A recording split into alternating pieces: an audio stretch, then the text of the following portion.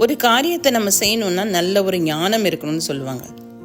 யூஸ்வலாகவே 4 விதமான ஞானம் இருக்குதான். அது என்னன்னு பார்க்கலாமா? சாதுரிய ஞானம், ஞானிகளுடைய ஞானம், உலக ஞானம், சுய ஞானம். சாதுரிய ஞானம் அப்படின்னா எந்த நேரத்தில் எதை எப்படி செய்யணும், இல்லை எந்த நேரத்தில் எதை எப்படி பேசுனா தப்பிச்சு கொள்ளலாம். தப்பு செய்துட்டு கூட அதை தப்பிக்கிறதுக்கு சாதுரிய ஞானம் இருந்தால் போதும். ஞானிகளுடைய ஞானம் அப்படிங்கிறது மெத்த படித்த மேதாவிகள், அதிகமாக படித்து நல்ல ஞானமாய் இருக்கிறவர்கள். உலக ஞானம், உலக நடப்பை பற்றின அறிவு.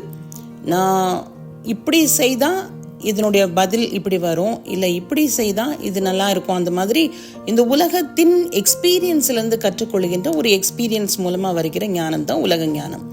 சுய ஞானம், எனக்காகவே சில காரியங்களை செய்வதற்கு ஒரு ஞானம் இருக்குது இல்லையா?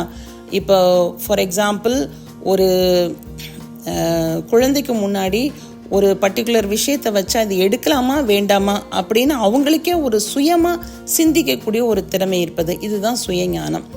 ஓகே, இது எதற்காக உபயோகமாகிறது?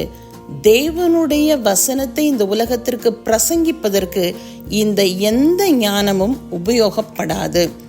ஆனால் தேவ பலனும் தேவ ஞானமும் மிக மிக அவசியமானது தேவனுடைய வசனத்தை இந்த உலகத்தில் எடுத்து சொல்வதற்கு.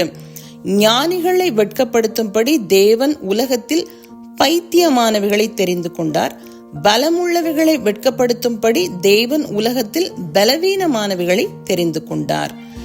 உள்ளவைகளை அவமாக்கும்படி உலகத்தின் இழிவானவைகளையும் அற்பமாய் எண்ணப்பட்டவைகளையும் இல்லாதவைகளையும் தேவன் தெரிந்து கொண்டார்.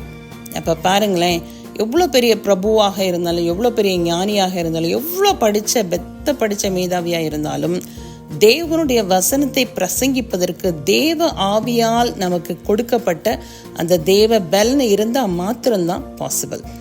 தேவனுடைய பைத்தியம் எனப்படுவது மனுஷருடைய ஞானத்திலும் அதிக ஞானமாம். தேவனுடைய பலவீனம் எனப்படுவது மனுஷருடைய பலத்திலும் அதிக பலமாம். அப்ப ஆண்டவருடைய வசனத்தை இந்த உலகத்திற்கு சுவிசேஷமாய் அறிவிப்பதற்கு தேவ பலனும் தேவ ஞானம் மிகுந்த அவசியம்.